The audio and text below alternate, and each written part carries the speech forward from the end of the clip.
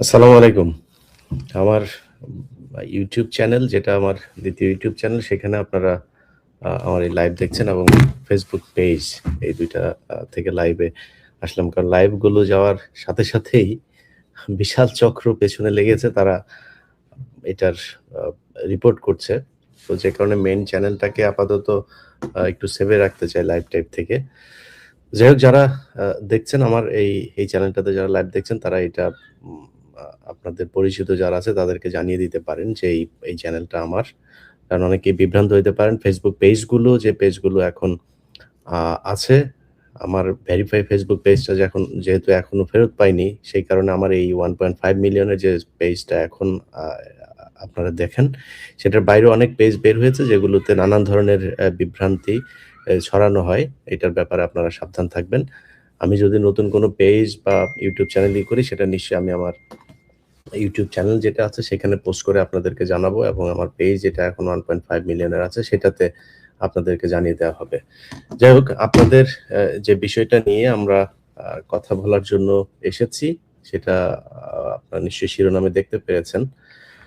আ বিষয় হলো যে আ ১ম প্রথমত সবশেষ যে বিষয়টা নিয়ে আমাদের বিতর্কের তৈরি হয়েছে যে আ বিসিবির পরিচালক জনাব নাজমুল হোসেন ভাই উনি একটা বক্তব্য দিয়েছেন। যে বক্তব্যে উনি বলেছেন যে, "ক্রিকেটাররা কিছুই করতে পারে না। তাদের পেছনে খরচ করা হয়। এটার পর থেকেই তারা সবাই মোটামুটি এক হয়ে আর ইন্ডিয়ার পয়সা পাওয়া মিডিয়াগুলো তো আছেই। তারা একটা নতুন সুযোগ পেয়েছে বোর্ডের বিরুদ্ধে কথা বলার।" প্রথমত হচ্ছে নাজমুল হোসেন উনি বোর্ডের অ্যা বিসিবির প্রেসিডেন্ট না। উনি বিসিবির কোনো আনুষ্ঠানিক কোনো বক্তব্য, উনার এই বক্তব্য এটা না। দ্বিতীয়ত হচ্ছে উনাকে এই ক্রিকেটাররা উনি ১ম যেই কথাটা বলেছিলেন যে, "ভারতের দালাল তামিম ইকবাল।" এই কথাটা বলার পর থেকে উনার বিরুদ্ধে ক্রিকেটাররা সবাই বলব না, একটা অংশ যাদের এই যে সবচেয়ে বেশি ফালাফালি করে যেটা মিঠুন। এটার টেস্টের গড় হচ্ছে ১৮ আর টি-টোয়েন্টির গড় হচ্ছে গিয়ে ১০। এই বিশাল এক মানে পৃথিবীর সবচাইতে বিশ্বমানের এক অলরাউন্ডার প্লেয়ার তিনি। তিনি ব্যাপক উত্তেজনা দেখিয়েছেন। হুম? উত্তেজনা দেখায় কাপড়-চোপড় বিছনা-টিছনা নষ্ট করে ফেলার অবস্থা। উনার উত্তেজনা দেইখা আর সারাদিন উনি খালি এইটা চায়, ওইটা চায়, এটা করা যাবে না। এরে বেটা ভারতে যদি বাংলাদেশ খেলতে যায়, তোরে নিবে খেলতে। তুই কি প্লেয়ারের একাদশে আছিস? তোর এত মাথা ব্যাথা কেন? এখন এরা সবাই মিলে নাজমুল ভাইকে যেভাবে অ্যাটাক করেছেন, নাজমুল ভাই ওই জায়গা থেকে তিনি দাঁড়িয়ে থেকে তার তো খারাপ লাগতেই পারে। তিনি তো প্রতিক্রিয়া জানাইতেই পারেন। তিনাকে চারিদিক থেকে যেভাবে চেপে ধরা হয়েছে সেটার প্রতিক্রিয়া তিনি জানিয়েছেন। এখন বলতে পারেন যে একজন বিসিবির বোর্ড পরিচালক তিনি তো ক্রিকেটারদেরই অভিভাবক। তিনি কি এটা বলতে পারেন কিনা? হ্যাঁ, ক্রিকেটের অভিভাবক হয়ে তিনি তাদেরকে শাসনও করতে পারেন, আদরও করতে পারেন, সবই করতে পারেন। কিন্তু যেই কথাটা মানে বিসিবির পরিচালক, উনি আজকে আছেন, কালকে নাই, গতকাল ছিল না, আগামীকাল থাকবেন না। উনার মুখ থেকে কেন বলতে হবে এটা? আপনি ক্রিকেটার, আপনার তো দেশের প্রতি বুকের মধ্যে হাত দিয়া তারপরে ওই যে রবীন্দ্রনাথের চুরি করা গানটা গান।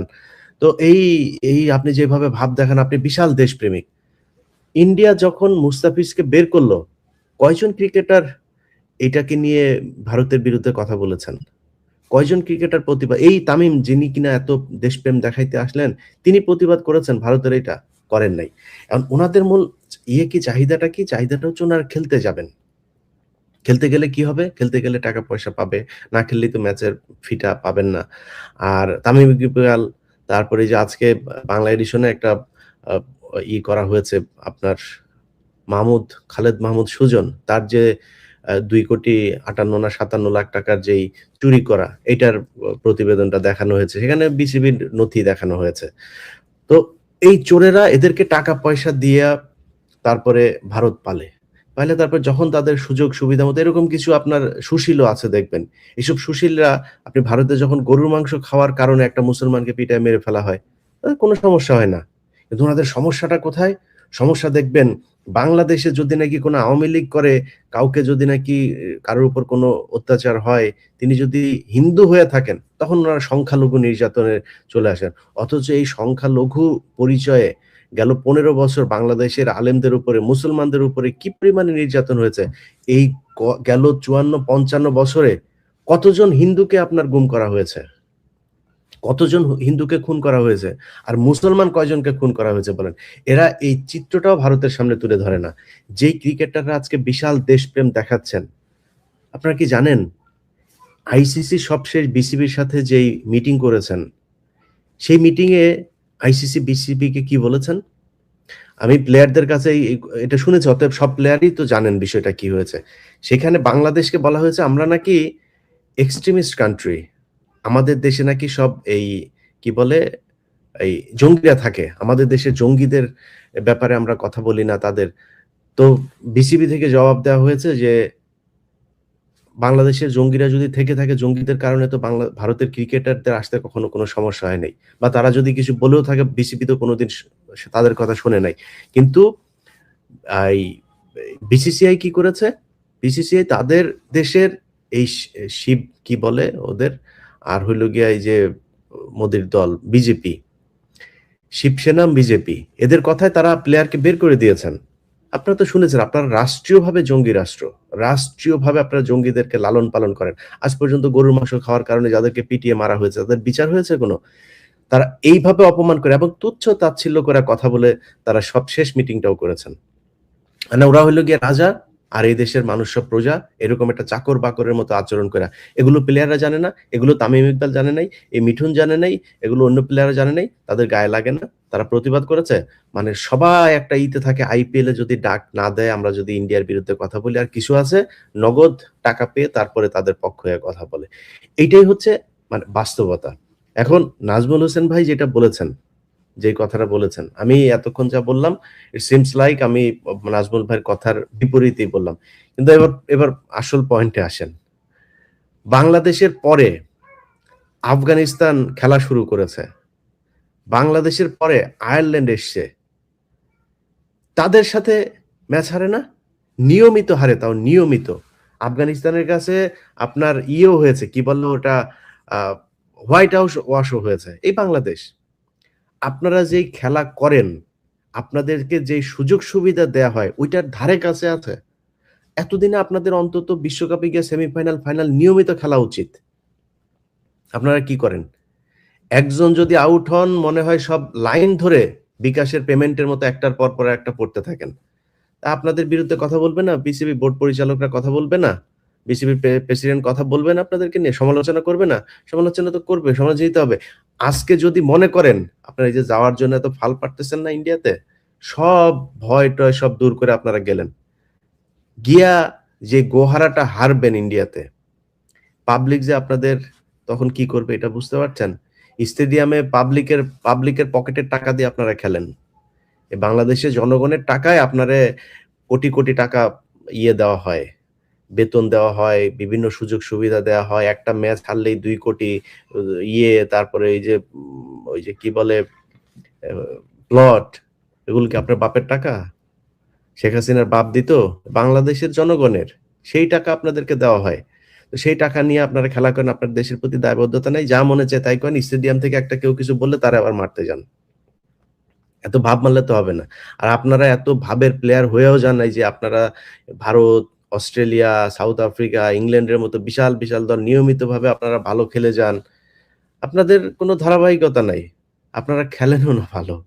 সো তারপরেও এই দেশের মানুষ আপনাদেরকে বিশাল ভালোবাসে। সেই মানুষের ভালোবাসাকে যদি আপনারা ফেরত দিতে চান, তাহলে তো মানুষের সম্মানের দিকে আপনাদের তাকাইতে হবে। এই ভারত যে অপমানগুলো আমাদেরকে গেল কয়েকদিন ধরে করলো, এটার বিপক্ষে আপনারা দাঁড়াবেন না? এটার জন্য আপনারা কোনো কথা বলবেন না? আপনাদের কোনো হাঁচি কাশি কোনো কিছু নাই। কি হইলো? হঠাৎ করে আপনারা কালকের মধ্যে নাজমুল হোসেন, বাংলাদেশের আমি যতটুকু জানি বাংলাদেশে এই পর্যন্ত যত বোর্ড হয়েছে সবচাইতে একদম সৎ, দক্ষ মানুষগুলো, মানে যারা নিজে থেকে আসলেই দেশের জন্য চিন্তা করে, দেশের ক্রিকেটের জন্য চিন্তা করে, এই মানুষগুলো এসছে। এই মাঝখানে আসিফ আকবর আসলো। মানে সমস্যাটা কোথায় দেখেন? সমস্যাটা হইলো এইটা একটা বিরাট ধান্দাবাজির জায়গা। ধান্দাবাজিটা কিরকম? ধরেন এখানে এই যে খাবার দেওয়া, এখানে পানি দেওয়া, এখানে মাঠ পরিষ্কার, মানে এই খেলা সংক্রান্ত বিশাল বাণিজ্য আছে এই জায়গায়। এই বাণিজ্যের একেকজন একেক জায়গার সুবিধাভোগী। এই সুবিধাভোগীরা চায় না যে এখানে কোনো সৎ মানুষ আসুক। আমার আমার হাতে কিছু জিনিস আসবে, আপনারা পাবেন। এই জায়গাটার নাম মনে নাই। সিরাজগঞ্জ থেকে বগুড়া না কোথায় যেন। তাদের মাইক্রোবাসের ভাড়া দিয়েছে কত জানেন? ভাড়া দেখিয়েছে কত? এই গত সাবেক যে বোর্ডগুলো ছিল, ৳১৬,০০০ একেকজনের ভাড়া দেখিয়েছে। একটা ডাবের দাম দেখে, ডাব খাওয়ার ডাবের দাম দেখানো হয়েছে ৳১৮,০০০। এগুলো আপনারা জানবেন। এই যে খালেদ মাহমুদ সুজন, যে আবার কালকে ইন্ডিয়াতে খেলতে না গেলে ওর নাকি কি হয়ে যাবে বলেছে না? কেন বলেছে জানেন? কারণ এটা হলো দুর্নীতিবাজ। আজকে বাংলা এডিশনে যান আপনারা। বাংলা এডিশনে তার যে নিউজটা দেখানো হয়েছে, সে কি করেছে? বোর্ডের পরিচালকরা, এটা আমি নিজেও জানতাম না। বোর্ডের পরিচালকদের কিন্তু কোনো বাড়তি কোনো বেতন ভাতা কোনো কিছু নাই। তাদের খেলাধুলার জন্য, মাঠ দেখার জন্য, বিসিবির কোনো এই প্রকল্পের জন্য তিনি এক জায়গায় যাবেন, মনে করেন বান্দরবন যাবেন। বান্দরবন গেলে বান্দরবনে সেখানে যাওয়ার পরে হোটেলে থাকা, খাওয়া, গাড়ির ভাড়া-টাড়া যেগুলো দরকার হয় এটা। এর বাইরে কোনো কিছু নাই। এখানে সবাই স্বপ্রণোদিত হয়ে দেশপ্রেম থেকে, দায়িত্ববোধ থেকে এখানে আসেন। একটা সম্মান, আরেকটা হচ্ছে দেশের জন্য কাজ করবেন, ক্রিকেটের জন্য কাজ করবেন। এইজন্য আসেন। উনি প্রতিটা ট্যুরে টোটাল আমার কাছে আসা নথি অনুযায়ী ২,৫৭,০০,০০০ আ ১৯,৮০০ কত টাকা যেন। এই যে টাকাটা উনি আত্মসাৎ করেছেন, এ টাকার জন্য উনার বিচার হওয়া উচিত তো। উনার বিচার হইতে হবে। দুদকের বিচার করা দরকার। মানে বিসিবিরও এখন উচিত উনার বিরুদ্ধে এগুলোর করা। এর আগে বোর্ডে কারা কত টাকা তছরূপ করেছেন, তাদের করা দরকার। নারী ক্রিকেটাররা এত ভালো খেলে, তাদেরকে বলাকা বাসে করে তারপরে এই যে আপনার ফুটবল টিমটারে আপনার ইয়েতে সিলেটে পাঠিয়েছে একবার বলাকা বাসে করে। টাকার অভাব নাই তো তাদের। তারা তো ঠিকই ভিআইপি হলে যায়, তারপরে বিজনেস ক্লাসে গিয়ে এরপরে 5 স্টার হোটেলে থাকে। তাদের কোনো তার উপর আবার এই মেয়েদেরকে আপনার যৌন হয়রানি করে। এটা বোর্ডের এরা করে গিয়েছে এগুলো। তো যেহেতু এগুলো করে গিয়েছে, এখন নতুন এরা এসছে। আসিফ আকবর তো ঘাটতেরা লোক। আসিফ আকবর তো মনে করেন সে তো শুনবে না। তারে যদি একটা কিছু বলা হয়, সে তো ওইটারে প্রোটেস্ট করবে। তার উপর দিয়ে আপনি মাস্তানি করে এত কিছু করতে পারবেন না। এই যে নাজমুল হোসেন, মানে 100% অনেস্ট একটা লোক। একদম 100% অনেস্ট। মানে এটার মধ্যে কোনো চিটা-টিটা কিছু নাই। কিন্তু তাদেরকে রাখা যাবে না। এইজন্য এদের পেছনে লাগা হয়েছে। আল্টিমেটাম দিয়েছে, বাবারে কালকে দুপুরের মধ্যে উনারা করে ফেলবেন, নাহলে মিঠুন খেলবে না। মিঠুন যদি না খেলে, তাহলে আপনি বুঝতেছেন বাংলাদেশ ক্রিকেট বাঁচবে? এটা হলো বাংলাদেশের এই সাকিব আল হাসানের মতো বাংলাদেশের নয়নের মধ্যমণি হইলো গিয়া মিঠুন। মিঠুন সারা জীবন মনে করেন উনার কি রেকর্ড আছে। একা ১০ উইকেট নেওয়ার রেকর্ড আছে, একা ৩,০০০ রান করার, এক ম্যাচে, এক ওয়ানডে ম্যাচে ৩,০০০ রান করার রেকর্ড আছে। রেকর্ডের অভাব নাই, রেকর্ডের সরাসরি। আল্টিমেটাম দেয় দুপুরের মধ্যে নাজমুল হোসেনরে করে ফেলতে হবে। নাজমুল হোসেনরে রাখলে চুরি করা যাবে না। আসিফ আকবরে রাখলে চুরি করা যাবে না। এই যে আমিনুল ইসলাম, এদেরকে রাখলে আরেকটা মানুষ আপনাদের কাছে অনুরোধ থাকবে, বোর্ডের যদি সুযোগ থাকে, মোহাম্মদ রফিক, গ্যারান্টি দিলাম, গ্যারান্টি 100% অনেস্ট একটা লোক। এরে যদি পারেন কোন জায়গায় কাজে লাগায়েন। এই ধরনের লোকগুলো থাকলে এরা চুরি করতে পারবে না। এটা হচ্ছে সমস্যা। ইন্ডিয়ার কথা শোনানো যাবে না। যদি ক্রিকেটারদের ন্যূনতম দেশপ্রেম থাকে, আমি একজন প্লেয়ারের কাছ থেকে যেটা শুনেছি, কালকে আইসিসি, আইসিসি মানে ইন্ডিয়া, ইন্ডিয়া এবং বিসিসিআই এর ওদের নিজস্ব যেটা, এরা বিসিবির কর্মকর্তাদেরকে যে পরিমাণে তুচ্ছ তাচ্ছিল্য ছোট করে কথা বলেছে, আমার দেশকে যেভাবে ছোট করে কথা বলেছে, আমরা নাকি ফান্ডামেন্টালিস্ট, এইসব করে কথা বলেছে। আমার দেশে কোন দিন এই পুরো, আমি মানে বাংলাদেশের ইতিহাসে যদি নাকি আমার একদিন দেখাইতে পারেন যে কোন হিন্দুকে কেউ কোনোদিন জোর করে বলেছে যে তুই কালেমা পড়, এটার যদি কোনো গ্যারান্টি দিতে পারেন, কারোর যদি বলা হয় তুই গরুর গোশত জোর করে খাওয়ানো হয়েছে, শুকুরের মাংস তো আমার হারাম, ওর যেমন গরুর মাংস হারাম। তো আমারে যদি নাকি এখন বলে যে বাংলাদেশের কোনো মানুষ কোনোদিন কোনো হিন্দুকে শুকুরের মাংস খাওয়ার জন্য মেরেছে, আজ পর্যন্ত দেখাইতে পারবেন? কখনো এরকম হয় নাই। বাংলাদেশী ইতিহাসে এটা কোনোদিন হয় নাই, হবেও না ইনশাআল্লাহ এই দেশে। তারপরে আমরা নাকি ফান্ডামেন্টালিস্ট। আর উনার দেশে উনারা মুসলমানদেরকে গরুর মাংস খাওয়ার জন্য মারে। জোর করে ধরে নিয়ে তারপরে রামনারায়ণ পড়ায়, জয় শ্রীরাম পড়ায়। ভাই, এগুলি পড়ায় যদি নাকি হইতো, এই হিন্দু বানানো যাইতো, তাহলে তো ভাই সারা পৃথিবীতে বহুত হিন্দু থাকতো। আপনারা ধর্মনিরপেক্ষতা, আপনারা আ এই এই এই কি বলে বাক স্বাধীনতার কথা বলেন। ডাক্তার জাকির নায়ক এ তো মনে করেন আ মানে উগ্র কথাবার্তা বলে নাই। তাই না? আপনাদেরকে বুঝায়ে তারপরে তারা ধর্মীয় ব্যাখ্যা দিয়ে comparative religion নিয়ে তিনি পড়াশোনা করেছেন। তিনি এইটা নিয়ে করেন। আপনার ধর্ম নিয়ে কটাক্ষ করেও কিছু বলে নাই। আপনি যখন তারে কটাক্ষ করে কিছু বলেন যে রাসূল সাল্লাল্লাহু আলাইহি সাল্লাম বিয়ে করেছেন, কেন এতগুলো তা আপনারা যদি নাকি রাসূল সাল্লাল্লাহু আলাইহি সাল্লাম বিয়ে যদি নাকি ৪ টা কইরা থাকেন, আপনাদের ৪০,০০০ করার মতো দেব-দেবী আছে। ৭০,০০০ করার মতো আছে, ৬০,০০০ করার মতো আছে। তা আপনার এ এ ওইটা নিয়ে আপনার গায়ে লাগে না? তখন আপনার বুঝানো হয়। এখন ডক্টর জাকির নায়েকের সবচাইতে বড় যেটা, সেটা হইছে যে উনি কি করেন? উনি বলেন যে অ্যা অ্যা কোরআন, কোরআনের মানে একদম সত্যি উনি সরাসরি স্বীকার করেন যে কোরআনে এখন পর্যন্ত ৮০ ভাগ সত্যতা সায়েন্সের সত্যতা পাওয়া গিয়েছে। ২০% পাওয়া যায় নাই। পাওয়া যায় নাই মানে এখনো প্রমাণ হয়নি। প্রমাণ না হওয়া মানেই আজ থেকে এ ১০০ বছর আগে কি মোবাইল ইউজ করতে পারত নাকি? আজ থেকে ১০০ বছর আগে কি এই কোন মায়ের পেটে ছেলে হবে না মেয়ে হবে সেটা জানার সুযোগ ছিল নাকি? তো অনেক কিছুই আগেও আবিষ্কৃত হয় নাই। এখন আবিষ্কৃত হচ্ছে।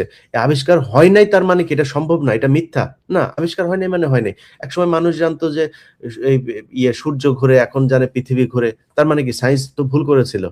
যে সায়েন্স ভুল করেছিল দেখে সায়েন্সের কোন কিছু মানা যাবে না। কিন্তু কোরআনের আজ পর্যন্ত যা প্রতিষ্ঠিত হয়েছে, জানে না সেটা অন্য জিনিস। কিন্তু যা এসেছে কোনটা কি মিথ্যা প্রমাণিত হয়েছে? হয় নাই তো। তো ডাক্তার জাকির নায়েক সেটাই বলেন। সেই লোকটাকে আপনি ওই দেশে থাকতে দেন নাই। কারণ কি? ওই দেশে যদি আর ৫ বছর জাকির নায়েক থাকতো, তাহলে তো আপনি আর লোক খুঁজে পাইতেন না। লোকই খুঁজে পাইতেন না। এখনই তো আপনাদের এই চুনামুনা নিয়ে তো মানুষের নানান আ প্রতিক্রিয়া আপনার দেশের লোকজন, একজন বিচারপতি ঐদিন ভারতের। তিনি বলছেন মানে খুব মানে যৌক্তিক কথা। উনি উনার হিন্দুদেরকে ওই সাংবাদিকরা প্রশ্ন করেছে। সাংবাদিকদের বলছেন যে, "আপনি কেন গোমাংস নিয়া গরু আমাদের মাতা, আ আপনি এগুলো নিয়া এই কথা বলেন কেন?" সেই লোকটা তখন বলেছে যে, "আমার এটা নিয়ে কোনো সমস্যা নাই। আপনারা যদি আমাকে মানতে বলেন আমি মানব। যদি একদিন নরেন্দ্র মোদি গরুর চোনা খায় তাইলে।" খায় নাকি? কোন ব্রাহ্মণ খায়? কোন ব্রাহ্মণ গরুর গোবর খায়? গোবর খাওয়ায় কাদেরকে? যাদেরকে খাওয়ায় তারাই মনে করেন এই যে এই কলকাতায় এসে তারপরে হুমকি দেয়। বাংলাদেশে নাকি এসে তারপরে সব দখল করে নিবে। আসিস বাংলাদেশে। বাংলাদেশ এই দেশের প্রতিটা মানুষ একেকজন যোদ্ধা। প্রতিটা মানুষ একেকজন যোদ্ধা। আর এই যোদ্ধাদের অস্ত্রের পাওয়ার নাই। কিন্তু যেই পাওয়ার আছে, সেই পাওয়ার উপর থেকে আসে।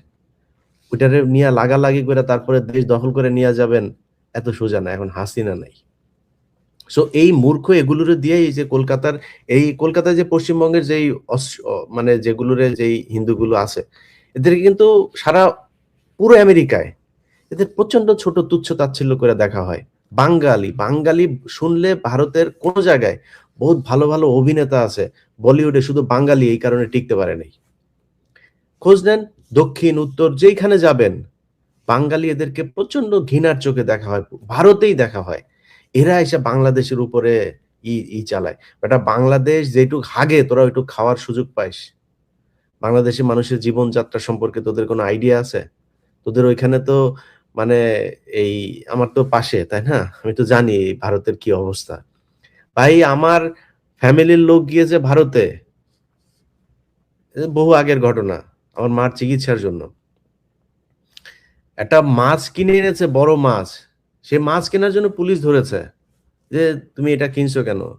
এটা তুমি কিনতে পারবে না। কাইটা কিনতে হবে।" এই যে আমি ক্রাইসিস তৈরি করেছেন দাদা আপনি বাজারে। বুঝছেন? ওইটা কিনলে ক্রাইসিস তৈরি হয়ে যাবে। এই অবস্থা তোদের। খেয়ে এসেছেন না যেয়ে খাবেন, হ্যাঁ? বাইরে গিয়ে হাগা। এই জাতি তোরা।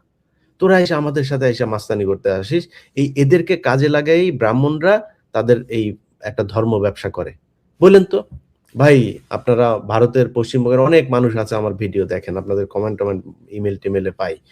বললেন ভাই, বেশিরভাগ যদি আমার ইমেইল যারা করে মুসলমানেরাই করে। হিন্দুরা মাঝে মধ্যে থ্রেড করে। মুসলমান ভাই, হিন্দু ভাই যারা দেখেন আমার ভিডিও, আপনারা একটু বললেন আপনার পাশের ব্রাহ্মণরে একটু যায়া বলেন একটু গরুর চোনা খাইতে। আপনি তো খান, আমার কোনো সমস্যা নেই। এটা আপনার ধর্ম অ্যালাও করলে আমার কোনো সমস্যা নেই। আপনি গরুর চুনা খাবেন, আপনার ধর্ম সেই অধিকার দিয়েছে। আমার ধর্ম আমাকে অধিকার দিয়েছে গরুর গোশত খাবার।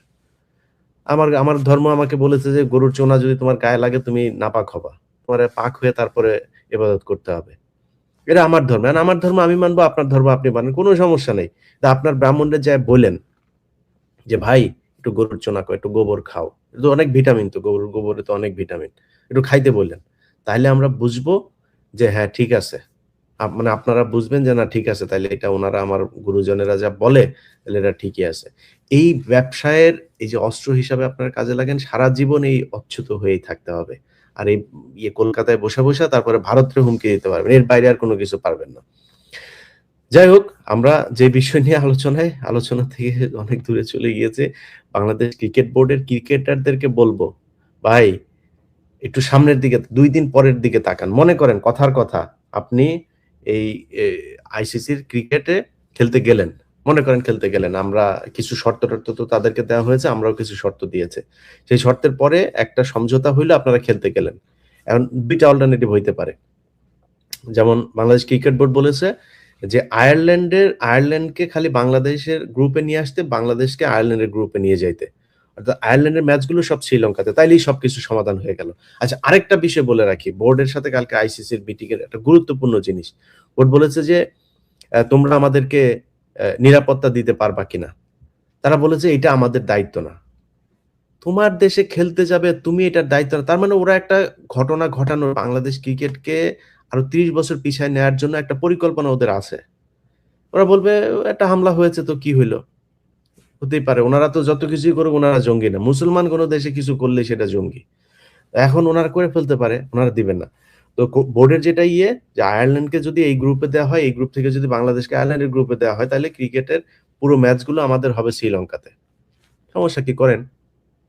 আইসিসি মানেই তো BCCI, Indian cricket league board. তো ইন্ডিয়ান ক্রিকেট বোর্ড এটা বললেই হয়ে যায়। আর এটা তো খুব যৌক্তিক বিষয়। আপনারা নিজেরাই বলেছেন যে আপনার দেশে নিরাপত্তা ঝুঁকি আছে। প্লেয়ারদের আপনি নিরাপত্তা দিতে পারবেন। তো আমার প্লেয়াররা কেন যাবে? আর আমার প্লেয়াররা কেন যারা যাইতে চাচ্ছে, প্রশ্নটা হইলো এখন তাদেরকে নিয়া। তারা এইটা নিয়ে কোনো কোয়েশ্চেন করে না যে ভারত আমাদেরকে কেন দিবে না? কিন্তু উনাদের এর আগে পাকিস্তানের সমস্যা ছিল না। পাকিস্তান রাষ্ট্রীয়ভাবে বলেছে আমরা আমরা গ্যারান্টি দিচ্ছি তোমাদের জন্য ১২ স্তরের নিরাপত্তা দিতে চেয়েছে। যায় নাই। এই বাংলাদেশ ক্রিকেট বোর্ডই যায় নাই। তখন যান নাই কেন? এই ক্রিকেটারদের ভেতরে কেউ এটার বিরোধিতা করেছে। পাপন নিজে স্বয়ং যেতে চেয়েছে। তারপরে উনারা যান নাই। তো আপনারা কেন করেন নাই তখন? এখন আপনাদের খুব যাওয়ার জন্য পারাপারি শুরু করেছেন। এই সবকিছু হইছে ভারতের যেই পয়দা করা, ৭১ এ পয়দা করা যেগুলো, এগুলোর মাধ্যমে যে নতুন যে প্রজন্ম তৈরি করেছে পয়সার মাধ্যমে, এগুলোরে দিয়ে আমাদেরকে এই ন্যারেটিভ তারা তৈরি করতে চায়। যাই হোক, ক্রিকেট বোর্ডের চেয়ারম্যান সহ পরিচালক আপনাদের সাথে এই দেশের মানুষ আছে। আপনাদের যেই সিদ্ধান্ত নিয়েছেন এই সিদ্ধান্তের সাথে বাংলাদেশের মানুষ একাত্মতা ঘোষণা করেছে। এরপরেও যদি কোনো পরিস্থিতিতে কোনো হিসাব নিকাশ মিলে গেলে যদি ভারতে যাওয়াই হয় বা শ্রীলঙ্কাতে গিয়ে খেলা হয়, অর্থাৎ এই বিশ্বকাপে যদি বাংলাদেশ দল পার্টিসিপেট করে, এই ২ দিন পরে বাংলাদেশ ক্রিকেটাররা মাথায় রাখেন কিন্তু। আপনারা খেলা করছেন সেই ৯৭ সাল থেকে, মানে বিশ্বকাপে। আর সেই ৯৭ এর আগে আরো কত বছর আপনাদের পেছনে টাকা পয়সা ঢেলেছে। ৯৭ থেকে এদিকে হইলো গিয়া ২৬ বছর, ওইদিকে ৩ বছর, ২৯ বছর, ৩০ বছর, ৩ দশক আপনারা খেলা করছেন। ১ম রাউন্ড থেকে বের হইলে কিন্তু দেশে ঢোকার সময় কিন্তু পাবলিক আদর আপ্যায়ন করবে। এটা কিন্তু মাথায় রাইখেন। সো বাংলাদেশের মানুষের আবেগ নিয়ে খেলা না কইরা ক্রিকেট খেলেন, ভালো খেলেন, বাংলাদেশের সম্মানের জন্য কথা বলেন। যেটা করলে দেশের সম্মান থাকবে। শুধু নিজের পকেট ভরার জন্য খেলবেন, আপনারা কেউ কিছু বলতে হয় না। আপনি পারলে ক্রিকেটার হয়ে গেছেন দেইখা মাঠের একজন এই দর্শক আপনারে কিছু বললে আপনার গায়ে লেগে যাবে। তারে ব্যাট ছুঁড়া মারবেন, ক্যাপ ছুঁড়া মারবেন, লাথি মারবেন, ঘুষি মারবেন। এটা করা যাবে না। এখান থেকে বের হয়ে আসতে হবে। কারণ এই দেশের মানুষের টাকায় আপনি চলেন। এত সুযোগ সুবিধা বাংলাদেশের কোন সেক্টরের কোন এমপ্লয়িদেরকে দেওয়া হয় না যেটা আপনাদেরকে দেওয়া হয়। যাই হোক, সবাই ভালো থাকেন। খুব জরুরি লাইভটায় আসতে হলো। এইজন্য লাইভে আসলাম। আর যেটা শুরুতেই বলেছি আপনাদেরকে যে আমার Facebook পেজ, YouTube এগুলো নিয়ে আপনারা জানেন যে নানান সমস্যা চলছে। তো আমার যেই নতুন YouTube চ্যানেলটা সেটা আপনাদেরকে এখানে লাইভে আপনারা যেটাতে দেখলেন এটা সাবস্ক্রাইব করবেন এবং আ আপনার যারা পরিচিত যারা আছে তাদেরকে জানাবেন বিভ্রান্ত না হতে যে আমার নামে অন্যান্য যে Facebook পেজ, YouTube যেগুলো আছে এগুলোর ব্যাপারে সাবধান থাকতে। ওইখানে ছড়ানো কোনো তথ্য সেটা আমার তথ্য না। আমি আমার এই যে 1.5 মিলিয়ন এখন আছে যেটা, এটার পেজ এবং YouTube চ্যানেল যেটা এই যে 6.5 লাখ মতো যেটা আছে, এটা একটা নতুন পেজ। আর 15 মিনিটস নামে যেটা এখন লাইভ আপনারা দেখছেন, এটার 30,000 মতো সাবস্ক্রাইবার আছে। আর আগের যেটা আছে সেটা তো আছেই 5 মিলিয়নের কাছাকাছি। এর বাইরে আমার কোনো Facebook পেজ, YouTube চ্যানেল যদি করে থাকি সেটা অবশ্যই আমাদেরকে আমার YouTube চ্যানেলের 5 মিলিয়ন যেটা আছে সেটাতে আপনাদেরকে জানানো হবে। সবাই ভালো থাকবেন। আল্লাহ হাফেজ।